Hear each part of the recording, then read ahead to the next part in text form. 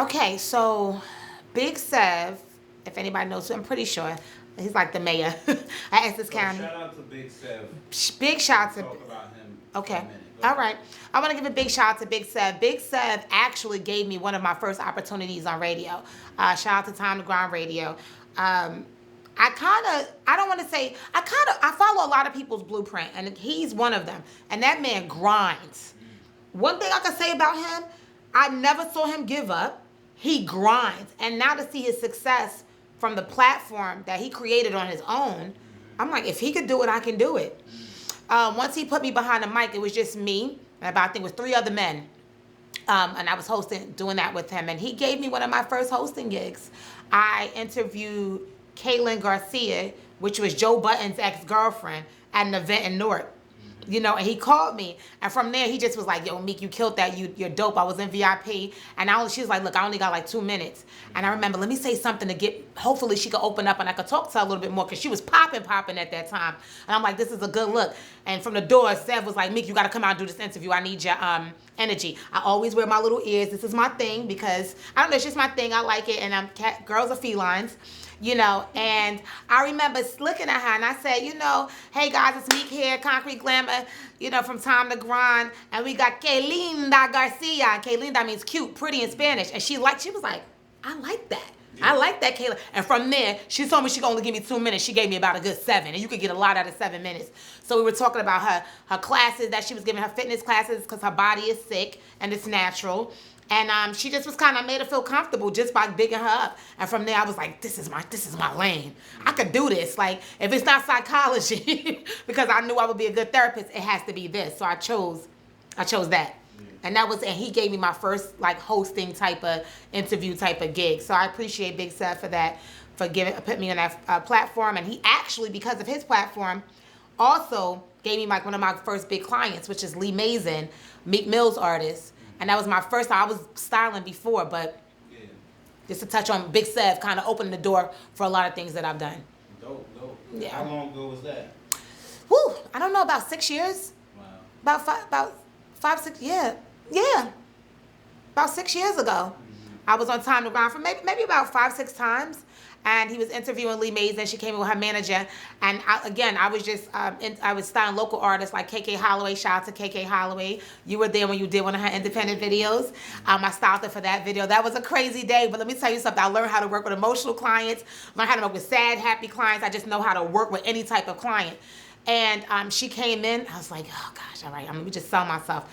And they were talking. I said, "Oh, I'm a stylist, you know." And her manager jumped right over. "You a stylist? What you do? Send me some looks." I put a whole bunch of looks together. I'm being honest right now. I had no clothes lined up. I pulled everything from my closet that I had. That's what you gotta do. That's what I had to do. I said, I'm about to sell this. I got some fly shit I never even wore.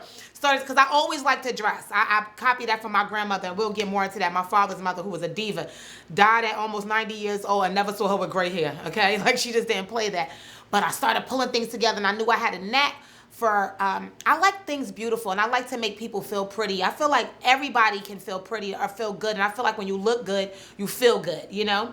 Even when I would go out when I was younger with my friends, I never wanted to be the baddest chick in the crew. No, we all gonna walk in fly. So if you look a mess, I'm pulling stuff out the closet. Here, TT, you wear this, you wear that. Everybody would be rocking my clothes in the club. That's just what I did, because it was about us feeling confident. I already knew I had my own shine. I don't need to outshine nobody.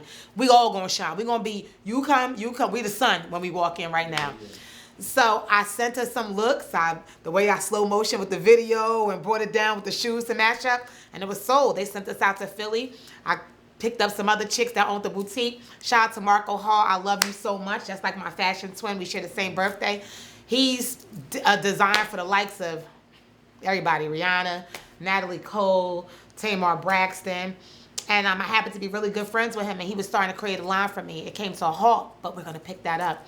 And I sold myself, and that was my first big gig with Meek Mill's artists. And we chilled with them in Philly. They took us out to get Philly cheesesteaks after I styled them. I had my girl, I don't know if you remember Nelly, short Nelly. I was like, look, you got to be my assistant, because I got to look important. important. You know what I'm saying? You gotta make this shit work. This shit gotta be concrete Glamour. I'm coming with my crew. Got my girls driving up there from their boutique. You've been doing this for years. Doing this. For years. I got my dude that owned the clothing store. He liked me. He was really big on me. I'm like, listen, she doing this shit for Source Magazine. My name is gonna be on top of it. How much you could give me, I will bring the shit back with tags. She just literally throwing it on. He like, all right, buy these 2 items, rent this for like dirt cheap. He didn't give it to me, but he ended up giving me some of my money back and all that. Bring it back in the same place and I got you. So I was pulling shit with tags, so they was seeing me like, I had like $200 in my pocket. I started buying stuff, kept the receipts, because these are going back, okay? And I stalked the shit out of her. And like on her page, I don't know, now I haven't been on there in a real long time, but she had added me and promoted me, and that was my first gig. And, you know, and then from there, met Prodigy from Mobb Deep, did him. But I really, honestly, my love, Prodigy is what I'm most proud of because he's a legend and he's no longer here. And I could say I really was with him, you know, around him. And that brother is dope. But my real passion for styling is really just styling like people who survived cancer, people who went through like a big weight loss, people, domestic violence people. I really like to make real-time people who don't have access to people like me orphan. I like to share my gifts with them. That's my most joy. For clout, the celebrities and being around that type of stuff, that's fun. That's a pat on the back, like, yeah, I did that. But my joy and my passion is really with everyday people. It really is. It's with everyday people. So, yeah, that's how I started styling. So, people, if you want to start styling, sell yourself. Believe in yourself. If they ask you who have you styled before, if you styled your friends, your mama, you're a stylist. You understand? Just because you didn't style a star or whatever doesn't mean you're not a stylist. You're a stylist. A passion for fashion is something usually you're born with. You don't really get taught that. People who are taught how to style aren't really good stylists. You usually have it. Maybe you could be taught the aesthetics of clothing.